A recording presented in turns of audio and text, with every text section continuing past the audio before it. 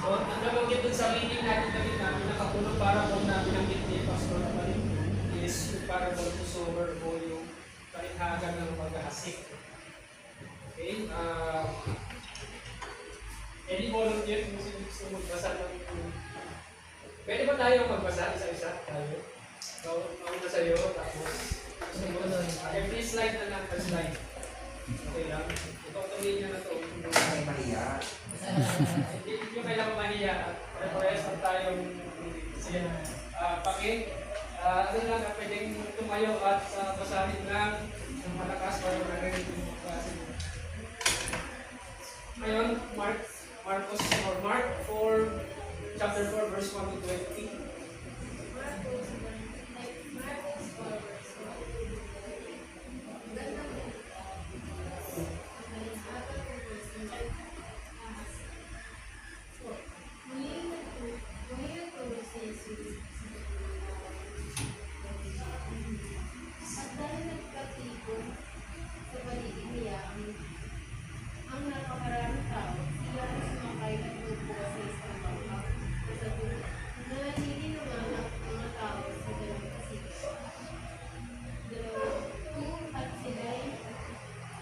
Kahit di mo na basahin yung verse number lang yung chapter 4 yan, tapos verse 2 yung at sila tinungan yan.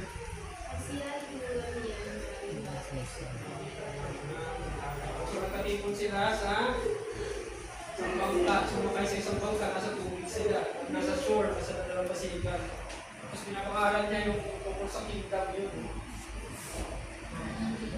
Next.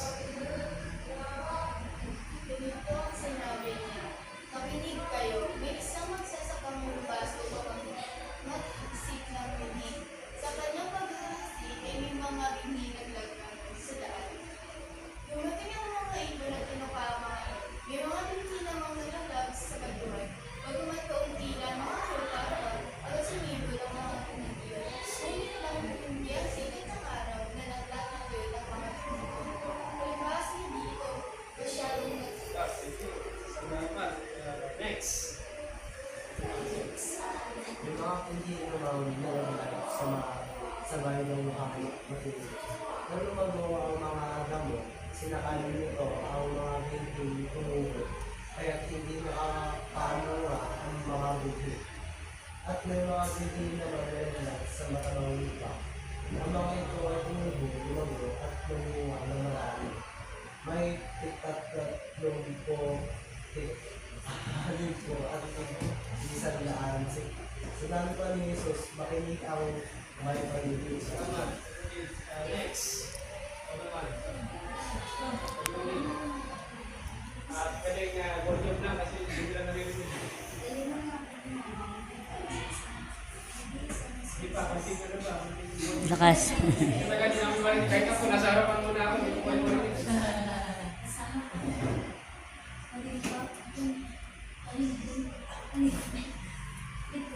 Sabi dalawa. Next.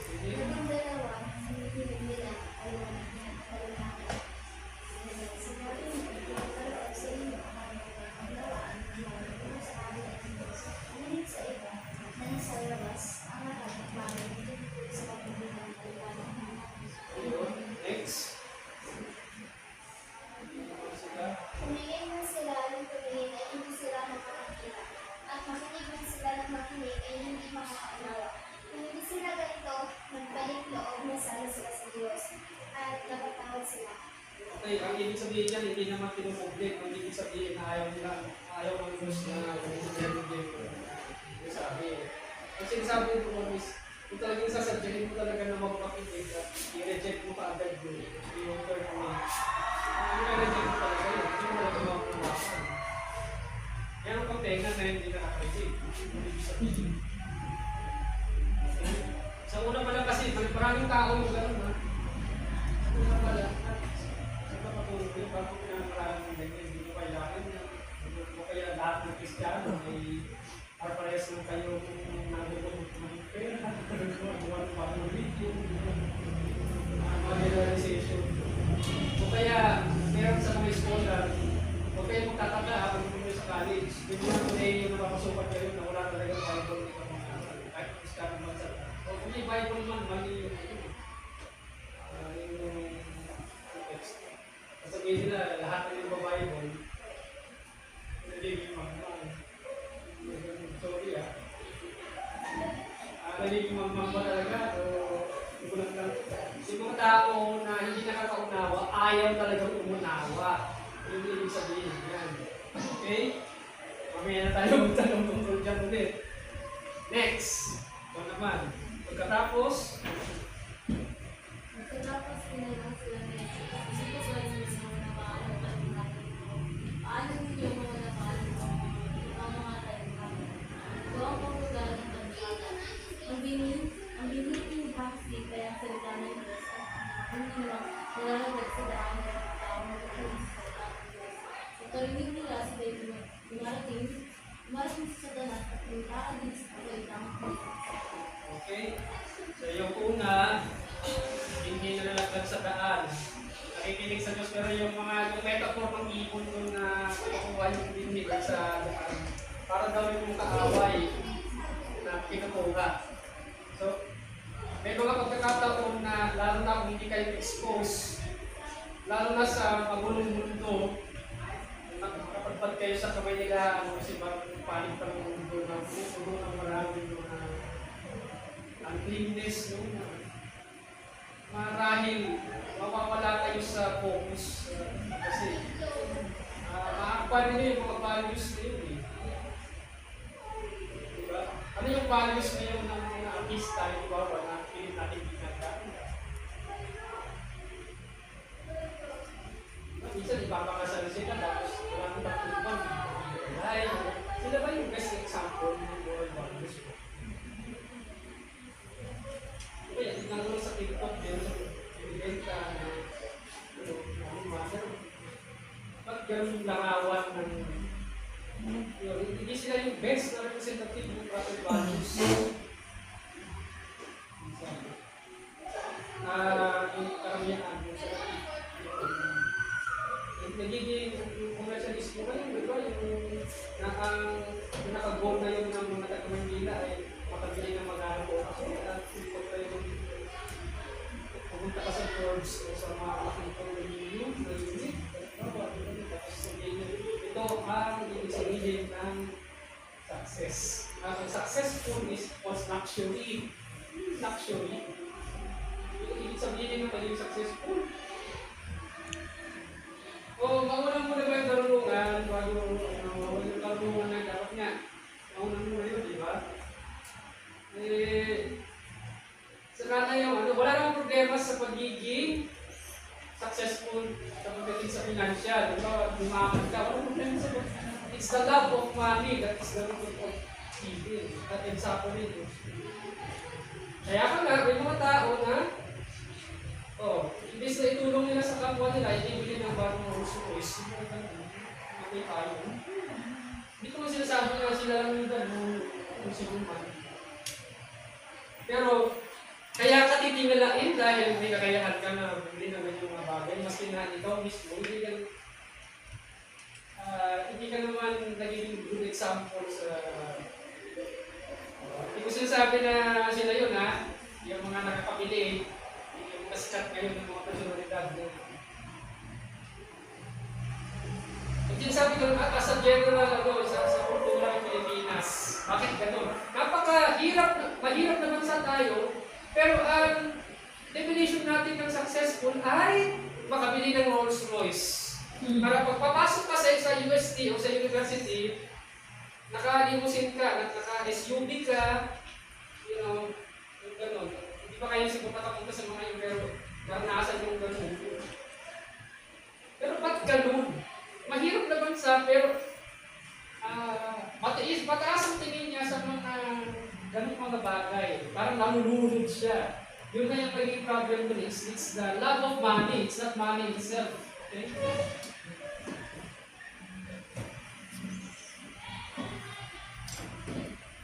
Gusto nyo pa magbasa? Next. Sulitin na natin yung oras natin. Kaya nga.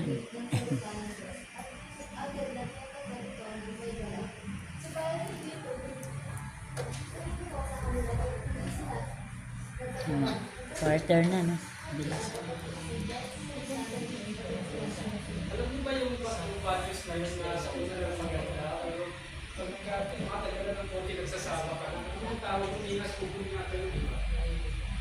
Diba sa una lang, tapos kung nga parang excited na excited ka sa una kasi tapos kung tumatagal na, yung medyo na-challenge ka na gusto mo nag-aaralan, ayaw mo nag-aaralin. Gano'n, diba? Hindi nagtatagal. May mga pagkakataon kasi na hindi nagtatagal. Okay, yung una kanina, yung sa daan, di ba? Yung exposure mo sa mga lugar na, halimbawa, o mga sitwasyon na kung saan, madaling makuha ng kaaway yung salita. Hindi ka tatatagal ko. Yung mga nakinig sa salita ng Diyos, yung nalaglag sa batuhan, sa una lang yun, kasi hindi naman, walang nutrients dun sa batuhan, na soil, para tumagal yung halaman. Sa una lang yun, pero pag naubos na yung nutrients niya, wala na siyang masisip-sip na nutrients galing sa lupa, kasi hindi naman matarong lupa yun. So, wala rin yun, di ba? Next. Yes. Okay, basa. Naman. Ito naman ang katulad ng mga piling kalagdas na may natitinit na alaman. Sila ang mga tao na may nagiging. Ngunit dahil sa alalahanin sa buhay nito, pagkasilaw sa salapi, o kaya pagkahalin sa ibang mga bagay, isa ay nawawalan ng tuwang sa kanilang mundo. Kaya ang nito na Sa dami diba sa level na kayo galing, ang mga bibili kayo sa lahat, patuwa, sa kahiban, sa baka hindi pa kayo sana nga sa matulong lupa. Pero kung ilan sa atin, nasa tagahiban. Ano ibig sabihin kasi niyan? Di ba maraming tanahin, may mga challenges dyan. Minsan sumusuko yung tao dahil sa mga challenges doon. Kapag mahirap na yung sitwasyon niya, hindi magpapatuloy yung mga itong simulanin. Ibig sabihin, dahil sa alalahanin ng buhay, at ba, yung mga nagtutok sa kanya ng mga talahi, yung mga alalahanin sa buhay niya. Sa lapi, nasilaw siya sa lapi, nasilaw sa pain, yung gusto mo, ikaw yung sikat, ikaw yung... Kaya nga, Facebook, pag ano kayo, di ba? Yung Facebook, nakikita mo yung mukha mo lagi doon. Gusto mo, ikaw yung sambahin ng mundo, ikaw yung sentro ng lahat ng attraction, di ba? Minsan, wala ka ng panahon na tingnan yung kapwa o tingnan yung Diyos dahil nag-focus naman sa sarili mo lagi. Di ba? Dati, ano ba? Facebook kasi yung is the regeneration. Generation natin ito eh.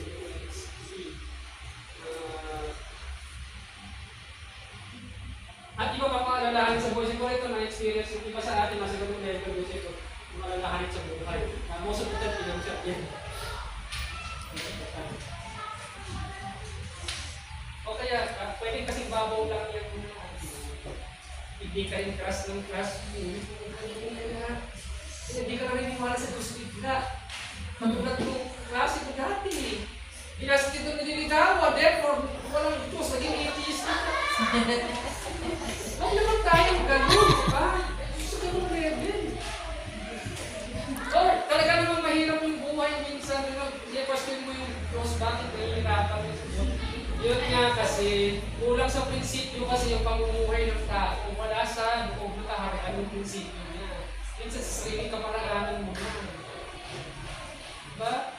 Akala ko siguro, pag nag-encounter ka, wala nang dumi yung kamay mo, sasagutin ka ng ganun. Hindi lang ganun yung proseso kasi yun eh. Tapos magsusumikap ka ba? Magiging mabuting tao ka ba? Magiging responsableng tao ka ba? Alam mo ba yung rules and regulations ng kingdom? Para ituloy mo yung balak mo na balang araw, gusto mo kayo yung magkatuluyan ng taong to, halimbawa, at mapapanindigan mo ba yun? Or gusto mo lang ngayon dahil excited ka lang, pagtandaan ninyo, hindi na kayo magkikibuhan. Pag sumagpong na kayo sa 30 years old, kapag nag-start na nagiging mabata yung kilos, tumataba na siya, yung ayaw mo na, yung mga ganun, dahil hindi mo nagtatagal talaga. At gusto mo, buhay artista ka. Example lang naman. Hindi ko alam kung ano yung mga issues ko ngayon, mga sa generation ninyo, pero naiintindihan ko minsan yung mga issue na gano'n. Ang ibig ko sabihin, may mga ano rin yan eh, may mga pagsubok na dumarating, pero yung mga maliliit sa pagsubok mo din, isa lang sabihin na walang Diyos. Kasi sasabihin nyo, yung karamihan, kung mayroong Diyos, ba't nangyari yung sa Marawi? Kung mayroong Diyos, bakit ang hirap ng buhay sa Pilipinas? Therefore, walang Diyos, parang ang babaw lang eh. Mayroong Diyos. Yan lang, yung kaharian ba niya, yung nasusunod dito. Yung kaharian ba niya yung nasusunod dito. Mukhang hindi mo siya sinusunod. Valentine's Day pa, Christmas, mag-peace, diba? Ay, wala tayong sabat. Hindi natin alam yung rules ng kapag ano yung mga, alam niyo ba na may mga rules sa mga kababaihan na kapag siya ay ginahasa ka mo dyan, yung nagkahasa sa kanya, magpabayad ng dowry at makakasalan niya ng hindi na niya pwede i-divorce yan. At kapag hindi niya gagawin yung handling charges to death, may mga consequences natin, actions natin.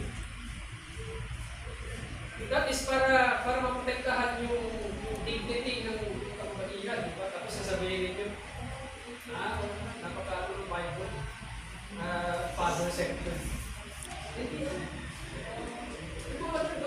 May rules din na alagaan mo yung mga hayop na pag nahulog yung ano nung inahin, ilagay mo ulit yung sa ating lugar, yung pag-itlog. May mga ganun mga rules eh. Yung mga ganun mga rules, natin yung paggalang pa ka sa matatanda, hindi na natin kaya gawin, paggalang pa ng regulator. Hindi natin kaya gawin. Ano pa kaya yung mas mga principles ng kingdom na mas mahirap sundin? Halimbawa, yung rules na hindi ka magtatanim ng pang-ito. Alam niyo ba na merong 7-day Sabbath ang katawan ng tao, di ba? Meron ding 7-day na Sabbath, yung 7th year. Sa kingdom, hindi ka pwede magtanim, you can neither sow or reap on the 7th year. Yung tawag ko na Shemitah. Sabi ko sa inyo, hindi nyo ba alam ito? Akala nyo ba? Maraming mga bagay dito na nagpunta. Pag sinunod natin lahat ito, gaganda ang buhay ng Pilipinas, meron isa. Paano? Yung Sabbath pa lang isa lang ngayong bansa, isang bansa lang sa buong mundo yung parang universal na lahat ng tao halos, hindi naman lahat kasi may mga Arab population dito. Pero at least yung Jewish part of population dito ay nagsasabat tuwing 7th day. Yun ay ang bansang Israel. High-tech ba ang Israel? Na-invent ko sila yung mga medical devices na pag-ilis ng monitoring. Meron silang F-35, diba? Yung stealth bomber nasa US. Kapag binumba nila yung Iran, papasok yung smart bomb doon na hindi sila nade-detect ng radar, papalitan na nila yung avionics. Napaka-advanced nila. IDF is one of the best military sa buong mundo. Yun nga yun eh. Bakit sila blessed na karunungan na hindi natin nakatamo? May magagaling na doktor sa mga. Marami din tayo magagaling na doktor, pero hindi nagtatrabaho dito. Pumunta sa ibang bansa. Train. Yung iba pumunta sa Israel.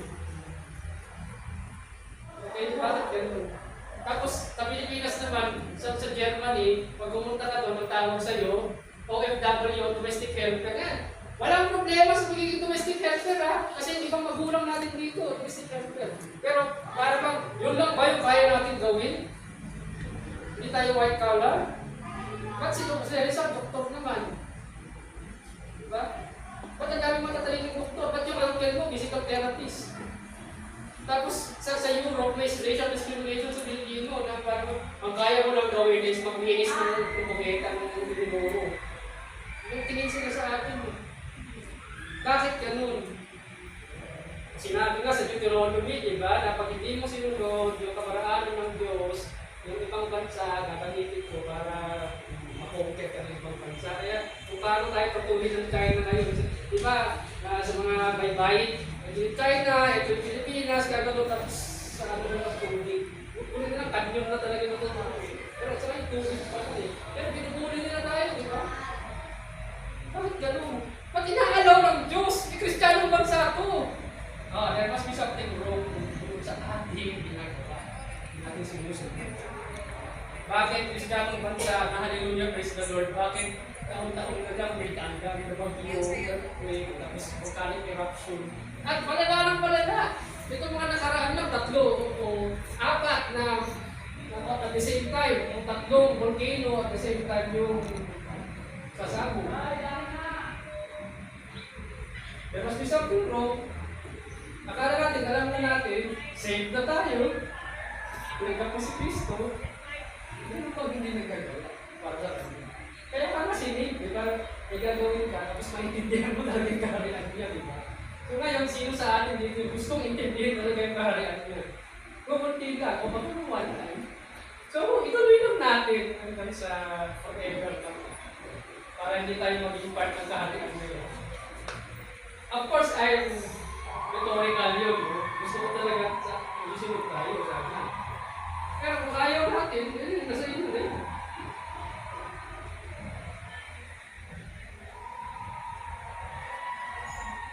So saan tumutubo yung halaman ng pangmatagalan at pumalayo na parang puno olibo sa matabang lupa?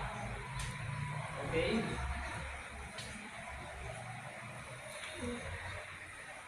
So yung mga yon, yung mga seed na yon, representative siya ng pusong isip ng tao daw.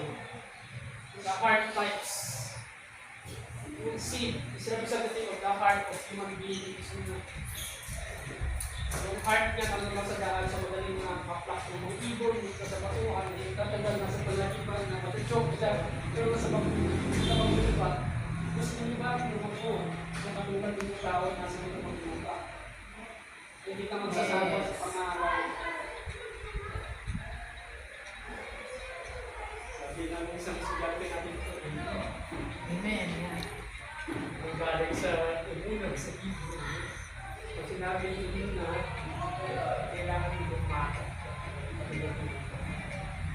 Hindi yun declaration lang na tinanggap mo si Christ. Oh, maganda na tinanggap mo si Christ. Gusto mo bang lumakad doon sa isang hindi ibig sabihin dito. Tama yun. Dapat sumagot talaga kayo ng ganun. Yung Christian tayo. Pero itindihin natin kung ano yung consequences mo. Ano ba ang consequences nung tinanggap mo yung covenant? Guys, diba? Kailangan maintindihan natin yung kaparaanan ng kanyang karan. Galing yan sa website na yan, ng Bible book. Blind heart, happy heart, and mindless heart. So, balik tayo sa talakayan natin sa karyan ng Diyos kasi meron pa akong gusto nagdag pa doon kung saan mga na-discuss ko na noong 5 days ago. No? Maraming hindi pa nakakaintindi ng this heart. Namagit ko sa inyo nila yung principles. Yung spiritual principles, kung makakulat tayo sa nalalaman kaya, minsan, na-overtake tayo ng tradition. At kung minsan, mas lumalago pa yung ibang bansa na wala namang Diyos. Ganun. Pero lesson lang yun na kapag sinunod mo naman, ikaw yung aangat, you will be the head and not the tail. Di ba? Ang langit ba ay nasa doon sa una po nandito. Well, nandito, magmamanifest dito, ma-establish sa dito, at yung New Jerusalem mababasa dito. So, rhetorical question, it will be established on earth. Earth's my footstool, di ba? Ano naman kaya yung millennial reign? So, nabanggit natin yung millennial reign ni Christ kanina. Meron pa tayong gagawin sa millennial reign. Kung hindi ka tutungangan lang doon, ha? Anong gusto mong maging paglaki mo? Sundalo, architect, doktor. Sa tingin mo ba may gagawin ka pa rin sa millennial reign?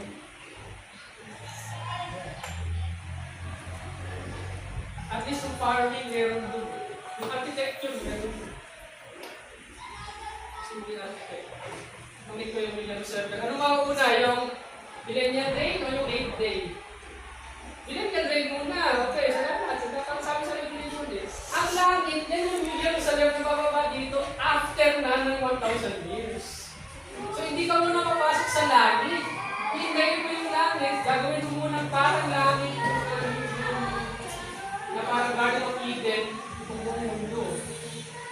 And then, iintayin mo, kasi papagawalan sa Satanas after 1,000 years, di ba? Guguluhin niya ulit, pagka nagkagera, di may sumabog.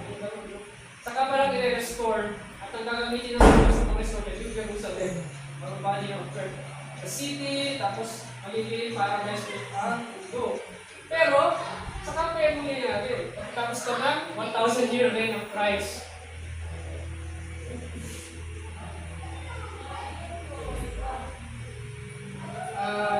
Pinagpapalagay din natin na pwedeng bago pumasok o pag nakapasok na sa millennial reign, ma-establish na to yung Great Israel na sinasabi nung na pinangako kay Abraham sa Genesis 15. Na ibibigay ko sa iyo ang lupain na to, yung Canaan at yung mga other places pa from Great River ng Euphrates hanggang sa isang ilog daw. Hindi sinabi ko sa Mayan yun, pero sa isang ilog daw sa Egypto. At yung buong bansa na binibigay kay Abraham kasi laki ng Kazakhstan, 2 million square kilometers. Nasa Bible yun, para hindi nyo alam. Ayan, characteristics ng Millennial Kingdom, pwede natin balikan sa next time yan. Kasi gusto kong i-emphasize namin yung ibang mga pinupunto natin dito. Ang Millennial Kingdom ay isang earthly kingdom, sabihin dito siya sa lupa. Therefore, may ginagawa ito sa pang-araw-araw nito ginagawa. Pag may ginawa kang kalokohan, may epekto to sa kingdom. Pag may ginawa kang kabutihan, may epekto rin sa kingdom to. Kung gusto mong lumago yung kingdom, dapat aralin mo yung principles niya kasi maglupa ka na, di ba? Ang kingdom ay lumalago. Unti-unti. Kaya nga, pinapresent ko kayo ngayon, di ba? Yung iba sa inyo na maliit pang boses, magkakaroon kayo ng confidence kapag nagkaroon kayo ng karunungan pa. Kaya gano'n yung boses mo minsan kasi pakiramdam mo, hindi marunong. Marunong ka eh. Tuturuan pa kita para paano pag nag-increase pa yan, magkakaroon pa ng kumpiyansa sa sarili mo. Kaaral pa ng psychology. Blessed are the meek, for they shall inherit the earth. Matthew 5:5. Okay?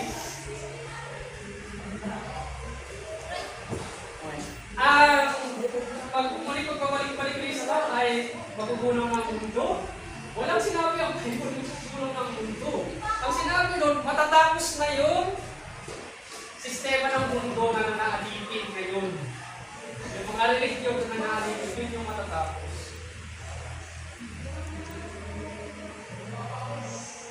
Bakit din natin nasabi na tungkol sa earth ito? Alam mo ba na lahat ng history na tungkol sa Bible nangyari dito sa earth talaga? Totoong merong Noah's Ark, totoong merong Mount Sinai, totoong yan o. Si Ron Wyatt, yung isang nakadiscover nito sa bandang 30 daw, yung remains daw ng Noah's Ark.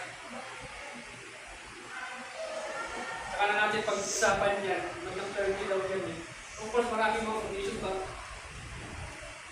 Yung altar ni Joshua, na lumapit sa Mount Ebal, inatidyahan, yan ang isang paborito ko sa Expedition Bible. Ang Mount Sinai ay wala sa Sinai Peninsula, nandun siya sa Saudi region. Sa isang mountain range, tawag doon ay Jabal al-Raws. Yung mountain mismo, sabi niya, Jabal Makla. At may mga Canadian authorities na mamaalam din ngayon, naging tourist attraction din siya ngayon, pwede kayo pumunta. Sa kasamaan namin nakapunta. At totoo nangyari daw namin, may ikin doon sa pinakatuktok na dahil bumababa lang sa pinupunin. Para hindi kayo kayo kumalikits. Totoo ba nangyari o hindi? Kayo bahala kung tayo kung maniwala. Doubting Thomas foundation. If you're doubting Thomas, look at the evidence. Oh, sa Sea of Reeds naman, sa Dubai Iba Religion, nung sumisid si Ron Wyatt, nakita daw nila yung mga remains ng mga chariot na ginahaya ng mga Thomas. Chariot, nakakuha rin sila sa mga buto ng tao at buto ng mga kabayo. Ibig sabihin nun, totoong nangyari yung Exodus. Ang dali ko yung yan, no?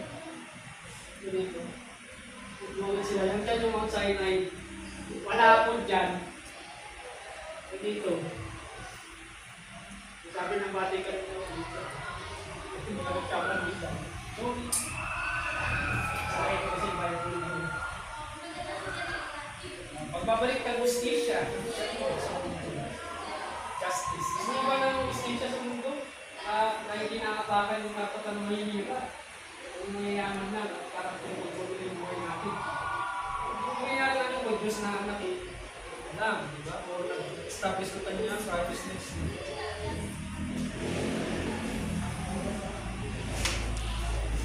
The proud will be humbled. Okay, we are appointed positions. Nakita, meron pa rin kayong trabaho pagdating ng millennial reign.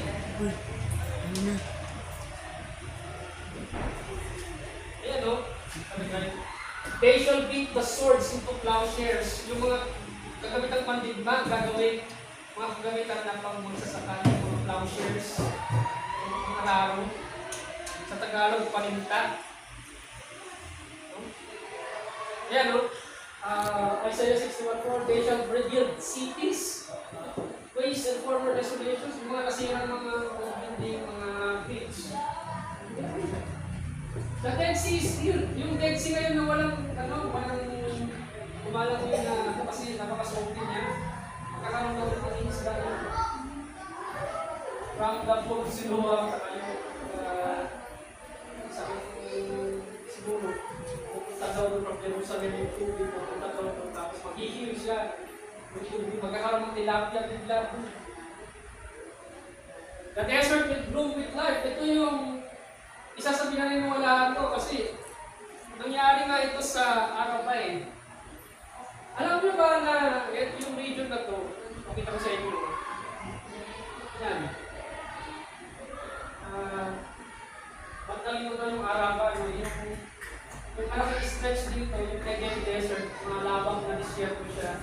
So yung maliit na portion ng desert, tawag niya yung Araba region. Alam niyo ba na tumutubo yung halaman doon, bigla? 50 years ago, na-discover na mga yung isang authorities na big sila sa nagbuulbak ng tubig.